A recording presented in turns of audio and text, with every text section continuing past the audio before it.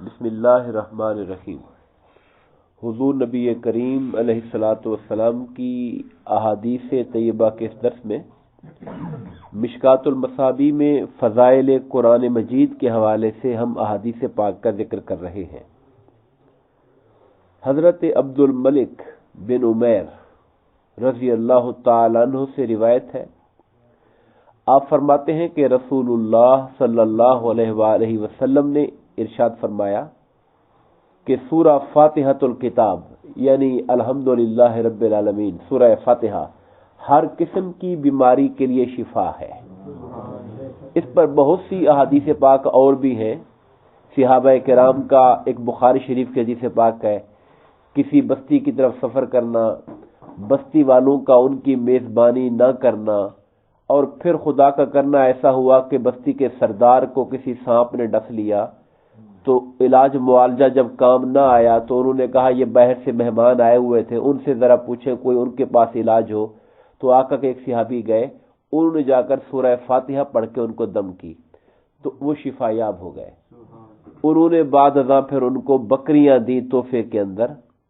تو بعض صحابہ کرام کی رائے تھی کہ ہمیں لینی چاہیے، بعض نے کہا ہمیں نہیں لینی چاہیے، بہرحال لے لی گئی۔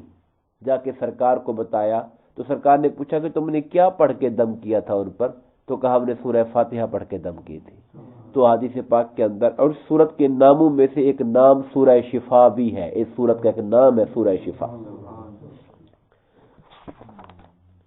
حضرت ابو سعید رضی اللہ تعالیٰ عنہ سے روایت ہے، آپ فرماتے ہیں کہ نبی کریم علیہ السلام نے فرمایا، جو شخص جمعہ کے دن سورہ کہف پڑھتا ہے، سورہ کہف جمعہ کے دن، اس کے لیے 2 جمعوں کے درمیانی دنوں میں نور پھیلا دیا جاتا ہے، نور اس کو عطا کر دیا جاتا ہے پورے ہفتے کے لیے۔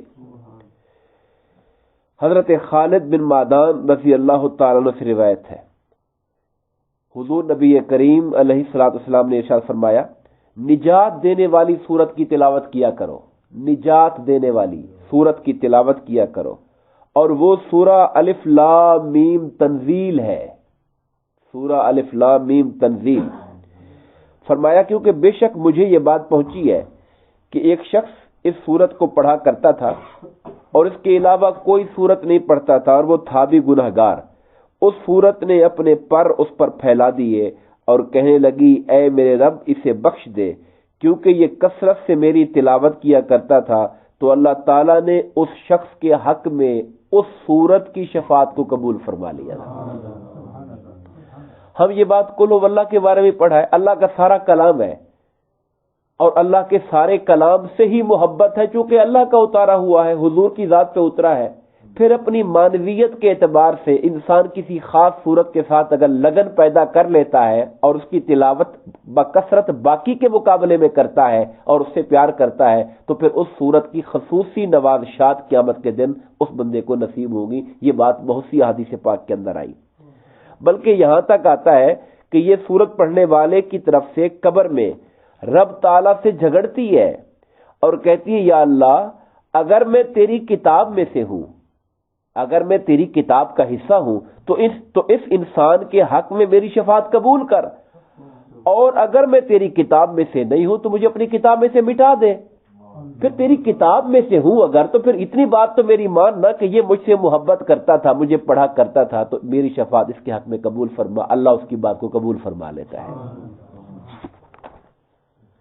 حضرت معقل بن یسار المزنی رضی اللہ تعالیٰ عنہ روایت فرماتے ہیں، حضور نبی کریم علیہ السلام نے ارشاد فرمایا، جو شخص خالص اللہ کی رضا چاہنے کے لیے سورہ یاسین کی تلاوت کرتا ہے، مقصود اللہ کی رضا ہو، تو اس کے گزشتہ تمام گناہ معاف کر دیے جاتے ہیں۔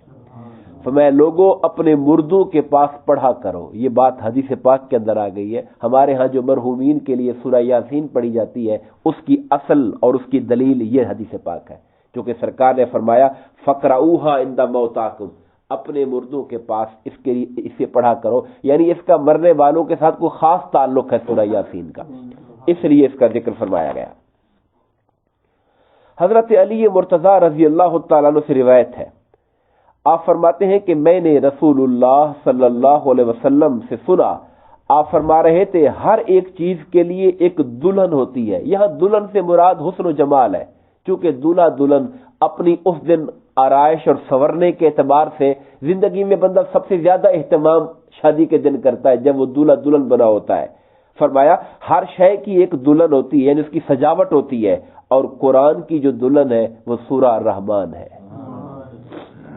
اور یہ خاص طور پہ علماء نے کہا یہ جس کے اندر فَبِأَيِّ آلَاءِ رَبِّكُمَا تُكَذِّبَانِ کی جو تکرار ہے وہ اس صورت کے اندر ایک حسن اور خوبصورتی پیدا کر رہی ہے. حضرت عبداللہ بن مسعود رضی اللہ تعالیٰ عنہ سے روایت ہے، آپ فرماتے ہیں کہ رسول اللہ صلی اللہ علیہ وسلم نے ارشاد فرمایا جو شخص ہر رات میں سورہ الواقعہ پڑھتا ہے، یہ سورہ رحمان کے بعد والی صورت ہے، سورہ الواقعہ پڑھتا ہے وہ فاقے اور تنگ دستی سے ہمیشہ کے لیے محفوظ رہتا ہے. یعنی یہ مالی تنگی کو دور کرنے کے لیے اور اس خدشے کو کہ خدا نہ کرے کہ میرے لیے کوئی مالی پریشانی آ جائے، اس خدشے کو دور کرنے کے لیے سورہ واقعہ کی تلاوت اور ٹائم اس کے لیے سرکار نے رات کا فرمایا ہے. ہر رات میں سورہ واقعہ پڑھتا ہے وہ فاقہ اور تنگ دستی سے ہمیشہ کے لیے محفوظ رہتا ہے. حضرت عبداللہ بن مسعود اپنی بیٹیوں کو ہر رات میں یہ سورت پڑھنے کا حکم دیا کرتے تھے، اپنی اولاد کو، خصوصاً بیٹیوں کو. مجھے ایک صحابی کا واقعہ یاد آ رہا ہے، ان کی وفات کا وقت آیا تو وہ رو رہے تھے. لوگوں نے ان سے پوچھا کہ آپ کیوں پریشان ہیں، کیا بچوں کے مستقبل کے حوالے سے پریشان ہیں؟ میں مفہوم بتا رہا ہوں حدیث پاک کا کہ میرے بعد ان کا کون سنبھالے گا، کفالت کون. انہوں نے کہا نہیں مجھے یہ پرواہ نہیں ہے، میں نے بچوں کو سورہ واقعہ سکھائی ہوئی ہے.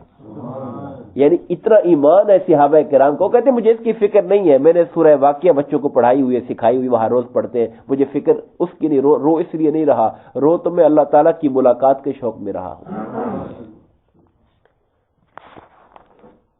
حضرت عبداللہ بن عمر رضی اللہ تعالیٰ عنہ سے روایت ہے، آپ فرماتے ہیں کہ رسول اللہ صلی اللہ علیہ وسلم نے ارشاد فرمایا تم میں سے کوئی آدمی یہ طاقت نہیں رکھتا کہ ہر دن میں 1000 آیت پڑھ لیا کرے. اس طرح کی حدیث پاک پہلے بھی گزری تھی جس میں انداز بیان کرنے کا یہ تھا. کیا تم میں سے کوئی شخص اس بات کی طاقت نہیں رکھتا کہ ہر روز ہر دن میں 1000 آیت پڑھ لیا کرے؟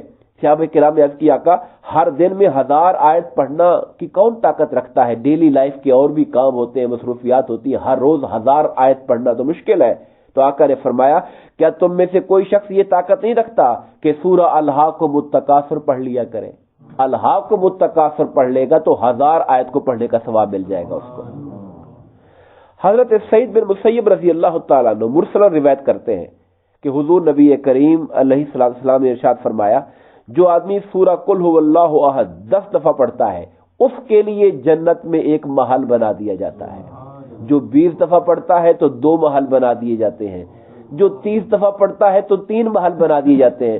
عمر فاروق رضی اللہ تعالیٰ عنہ بیٹھے تھے، انہوں نے کہا یا رسول اللہ پھر تو ہم جنت میں زیادہ سے زیادہ محل بنائیں گے اپنے، یعنی کثرت سے سورہ قل هو اللہ کو پڑھتے رہیں گے تاکہ اللہ جنت میں ہمارے گھروں کو بناتا رہے. یہ فضائل قرآن کے حوالے سے احادیث پاک کا چیپٹر ختم ہوا، مگر قرآن مجید کا ہی چیپٹر میں آگے سے تلاوت قرآن کے آداب کے حوالے سے احادیث پاک کا ذکر شروع ہو رہا ہے. اس پہ انشاءاللہ ہم کل کے درس سے بات کریں گے. اللہ تبارک و تعالی ہم سب کو قرآن مجید کی محبت عطا فرمائے، قرآن کو پڑھنے، بار بار پڑھنے، سمجھنے اور عمل کرنے کی توفیق عطا فرمائے. آمین. وما علینا الا البلاغ المبین.